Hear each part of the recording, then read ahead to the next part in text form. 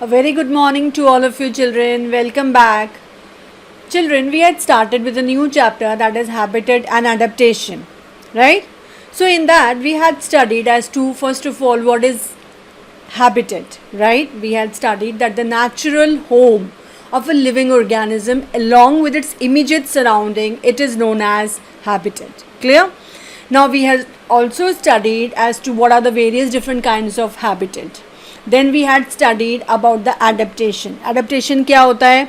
And now we are going to move ahead with the adaptations in the aquatic habitat. हमने अलग अलग type के habitats देखे थे, aquatic habitat, then terrestrial habitat, then aerial habitat, right? So now we are going to read in detail about the adaptations which are found in the aquatic habitat. First we'll start with the plant and then we'll move on with the animal, right? So the most common plant, aquatic plant that we are going to discuss over here, it is Vallisneria. This is the plant which is mainly used when we are discussing anything about the aquatic plant, right?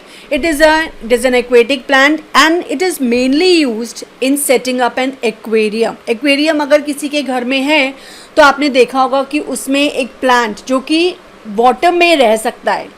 The plant which can survive in water, it is used. Only those kind of plants they can be used, right? So Vallisneria, it is a very common example which is used in the aquariums. Now we are going to read about what are the various adaptation और Vallisneria में किस किस तरीके के adaptations हैं, right? Now the roots children, यहाँ जो roots होते हैं Vallisneria के वो बहुत small size के हैं. सेकेंड थिंग, यहाँ पे जो रूट्स का फंक्शन है उनका फंक्शन सिर्फ प्लांट को फिक्स रखना है, राइट? सिर्फ प्लांट को फिक्स रखना है. एब्जॉर्प्शन, वाटर का एब्जॉर्प्शन, मिनरल्स का एब्जॉर्प्शन सॉइल में से, ये यहाँ पे रूट्स का फंक्शन नहीं है.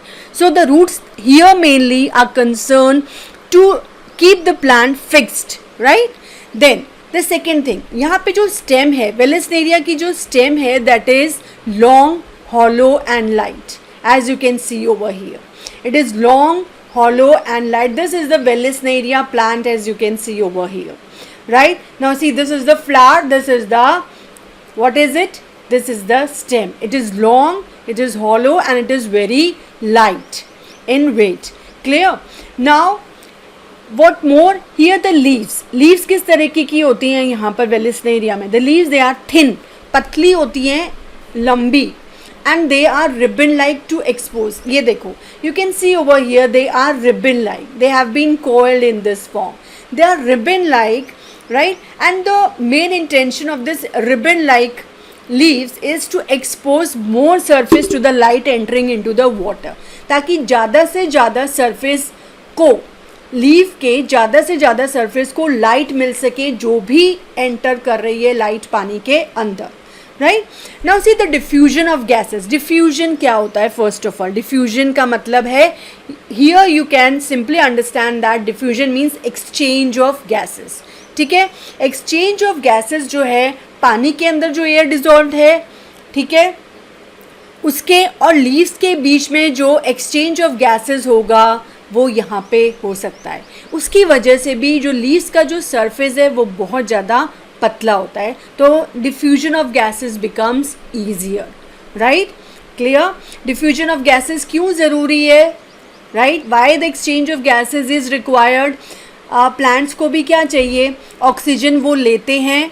Clear? Oxygen which has been dissolved in the water, it is taken up by the leaves. Clear? And this oxygen it is used in what purpose it is used? It is used, yes. Is oxygen taken? Yes.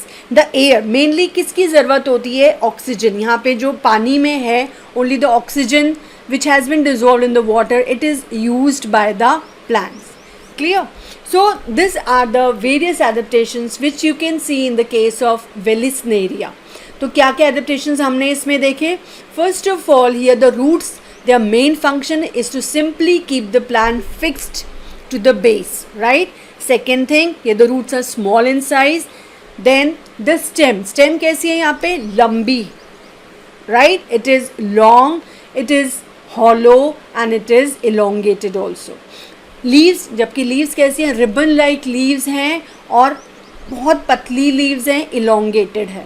इनका main reason ये है ताकि maximum light को वो absorb कर सके। Clear? अब gases का जो एक्सचेंज होता है वो पानी के और लीव्स के बीच में होता है। क्लियर? और ये इजी हो जाता है क्योंकि लीफ का जो सरफेस है वो पतला है, वो थिन है। Clear? So this was about Vallisneria. Now we are going to discuss about water lily. Water lily में क्या क्या adaptations हैं? First you have a look at the water lily. Okay, this is the plant. This is again an aquatic plant, water lily. Now what are the various adaptations which are found over here? Vallisneria जो था, it was a completely submerged plant है, वो जो पानी में पूरा अंदर रहता है। Whereas in the case of water lily, it is partly submerged water plant. कुछ portion water lily का पानी के अंदर रहता है, whereas the remaining portion, as you can see, the flower, the leaves, they remain on the surface of the water. Right? Here the roots, they are fixed in the soil. Roots जो होते हैं वो soil के अंदर fix रहते हैं, bottom के pond में, right? Pond के bottom में, sorry. And the stems, they are very small. Vallisneria में स्टेम्स कैसी थी? बहुत लंबी लंबी। But here in this case the stems they are very small. Leaves जो होती हैं in the case of water lily, as you can see over here, what kind of leaves, ये जो लीव्स हैं आप देखो, they are so broad, right? और इनके ऊपर एक ऑयली कोट होता है। लीव्स का जो सरफेस होता है बहुत ब्रॉड है और इसके ऊपर एक ऑयली कोट भी होता है ताकि पानी जो है, water does not remain on the surface of the leaves for more time, it gets removed very easily. This is kind of waterproofing which is available on the leaves. Clear? Now leaves के पास एक और चीज़ होती है, उनके जो leaf stalk होते हैं, right? Leaf stalk हमने पढ़ा था, yes? Leaf stalk जो होते हैं, they are filled with the air space. They are filled with the air spaces. उसके अंदर बहुत सारा space होता है जिसमें air filled होती है। इसका main reason ये है, जो plant surface पे रह पाता है, it is because of this particular air which has been filled in the leaf stalks, right? ये adaptation की वजह से plant float कर सकता है water surface के ऊपर। Clear? Waterproofing, I had already discussed that leaves के ऊपर एक oily coat होता है जो एक waterproofing की तरह act करता है। Second thing, stomata. I hope you all know what are stomata. Stomata, they are tiny pores which are present on both the surface of the leaves. But here in the case of water lily, the stomata, they are present only on the upper surface of the leaf, right? And from this upper surface only the diffusion of the gases takes place. Clear? So this was one more thing about water lily. Clear? Water lily की जो leaves होती हैं वो broad होती हैं। Vallisneria की जो leaves होती हैं वो स्पाइरल रिबन फॉर्म में थी, बहुत थिन थी।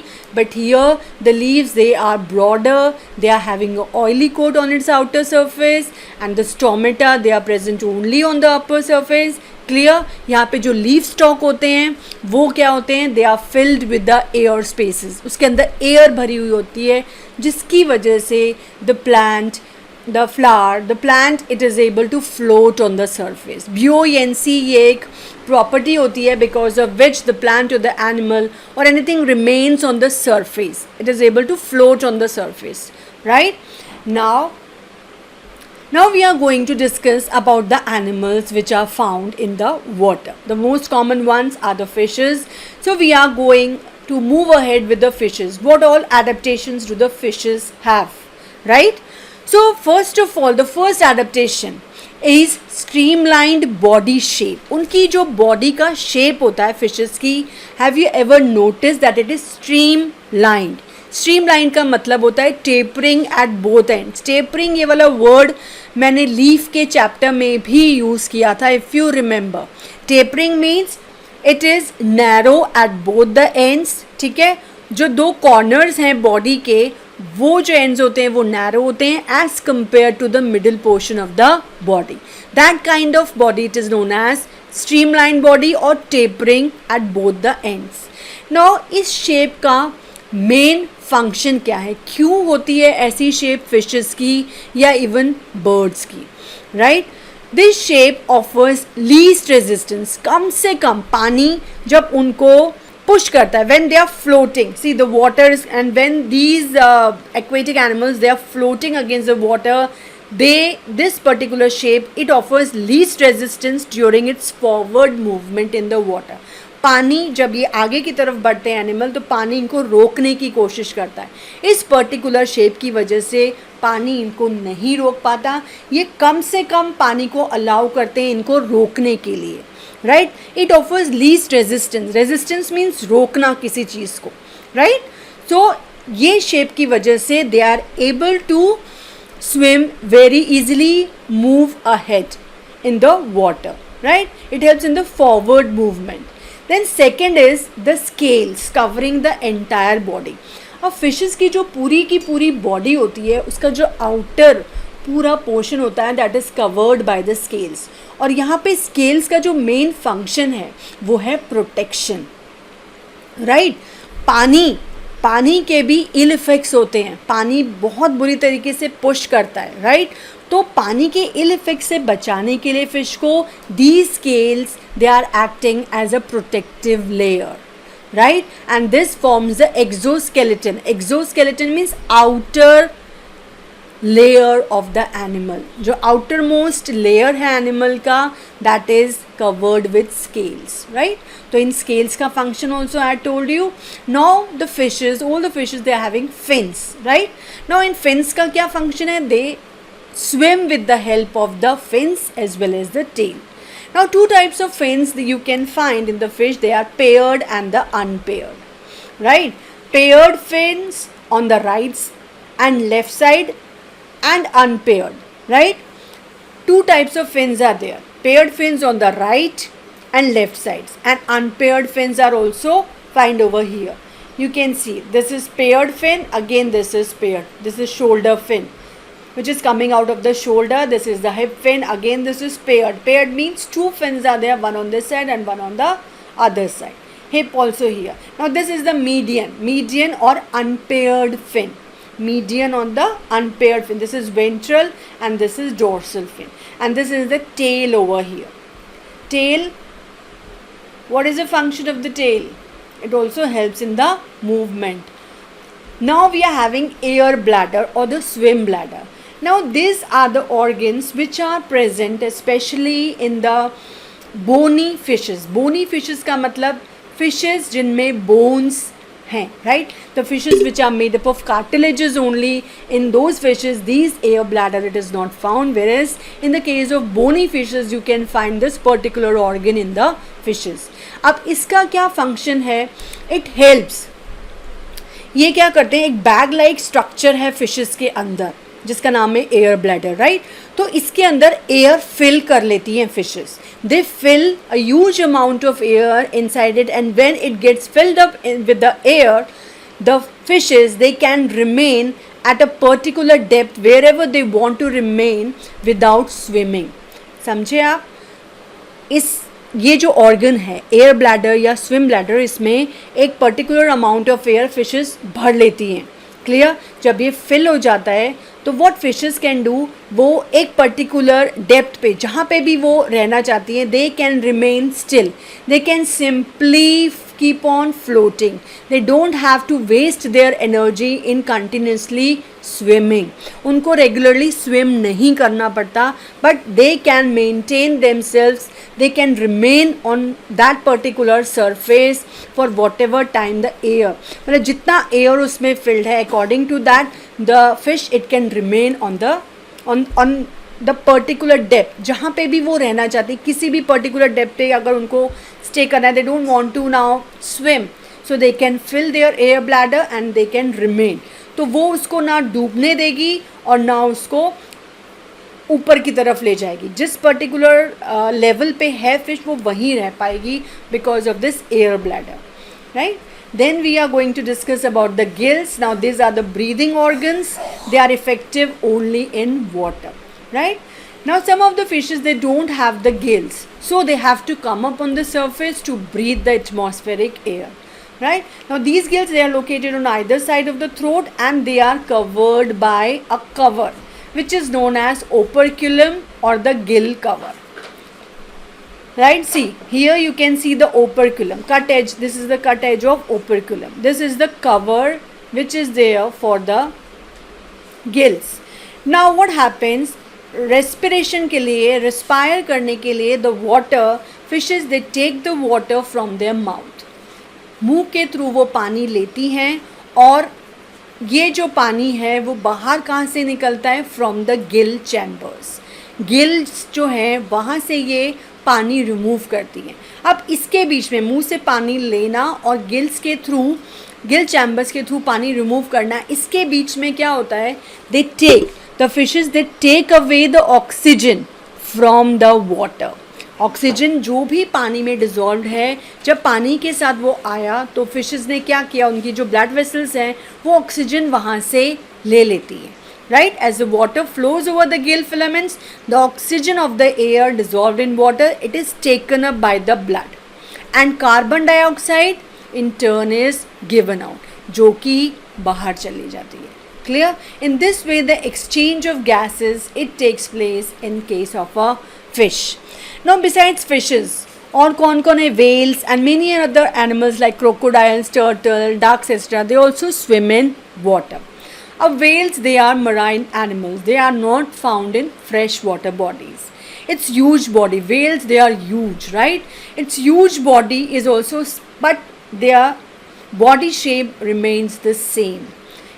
But whales में क्या modification है? Its front legs, उसके जो आगे के जो legs होते हैं, they are modified into paddles.